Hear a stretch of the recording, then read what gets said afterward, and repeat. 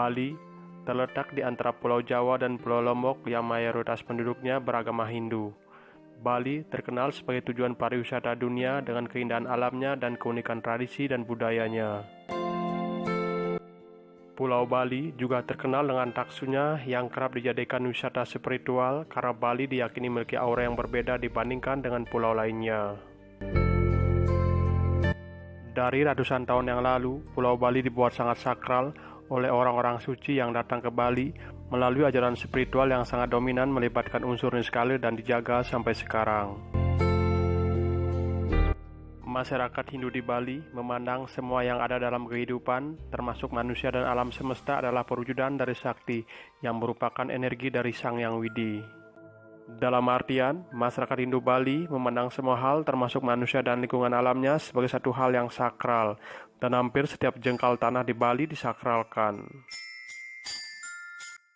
Hal ini dapat kita lihat mulai dari kamar ada tempat suci, di masing-masing rumah, di pertigaan atau perempatan jalan, di sawah, di pegunungan, dan di pantai, hampir semua memiliki palinggi atau tempat suci. Terkait dengan hal itulah, ada anggapan dari umat lain bahwa Hindu di Bali menyembah berhala. Anggapan itu tentulah sangat tidak benar karena ajaran Hindu tidak ada pemujaan kepada berhala. Dalam ajaran agama Hindu, tidak ada satupun mantra dan doa memuja berhala, karena umat Hindu sesungguhnya hanya memuja Hyang Widi dan manifestasinya serta memuja para leluhur.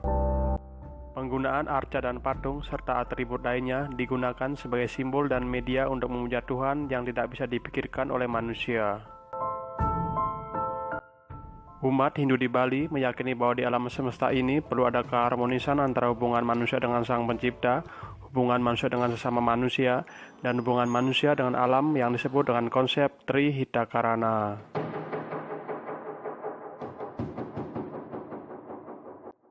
Orang Bali tidak menganggap tempat angker sebagai tempat berhantu, yang hantunya perlu disingkirkan, namun sebagai energi yang perlu diharmoniskan dengan cara tertentu. Dan orang Bali tidak pernah memuja makhluk seperti itu, akan tetapi hanya menghormati keberadaannya yang dilakukan dengan ritual tertentu untuk menetralisir energi negatif menjadi energi positif agar tidak mengganggu kehidupan manusia. Selain itu, faktor penyebab tanah Bali itu sakral, keramat, dan suci adalah ajaran yang dominan berkembang di Bali adalah Tantra, sebuah ajaran yang masuk kategori tingkat tinggi. Oleh karena itulah, di Bali unsur niskalinya sangat kuat dan dapat kita lihat dalam berbagai aspek kehidupan sangat dominan melibatkan unsur niskala. Metode Tantra yang berkembang ada banyak sekali, seperti Kanepat, Aji Pengidap Ati, Aji Pengeliakan, dan lainnya. Ajaran Tantra diyakini berperan besar membuat Bali menjadi pulau yang sakral dan suci, dan tetua kita di Bali mengajarkan bagaimana agar Tantra dapat menjadi jalan untuk mencapai moksa. Ajaran Tantra di Bali diumpamakan seperti pisau bermata dua.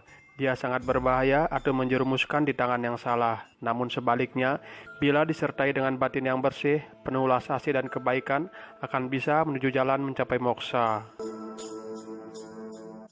Terkait dengan itulah, Pulau Bali selalu terkesan keramat, karena tanah Bali selalu disakralkan dan disucikan oleh spiritual umatnya yang tinggi, yang membuat Bali memiliki aura dan vibrasi yang berbeda dan tidak ditemukan di pulau lainnya di Nusantara ini.